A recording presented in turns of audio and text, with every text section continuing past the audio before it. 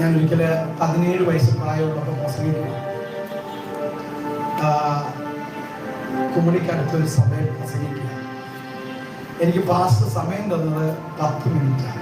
കാരണം ഞാനന്ന് ബൈബിൾ സ്കൂളിൽ പഠിച്ചിട്ട് നേരെ പാസ്റ്ററെ കാണാൻ വേണ്ടി എന്നെ ബൈബിൾ സ്കൂളിൽ നിന്ന് പറഞ്ഞിട്ടുണ്ട്. ഞാൻ അവിടെ ചെന്നപ്പോൾ ആ പാസ്റ്റർ, അപ്പോൾ ബൈബിൾ സ്കൂളിൽ നിന്ന് വരുന്ന ആളല്ലേ, 10 മിനിറ്റ് പറയുള്ളൂ വിചാരിച്ച് എനിക്ക് 10 മിനിറ്റ് സമയം. ഫസ്റ്റ് ഇയർ ഞാൻ അവിടുന്ന് പ്രസംഗം തുടങ്ങി 10 മിനിറ്റ് ആയോ പാസ്റ്റർ എടുത്ത് സമയം എടുത്തോളാം.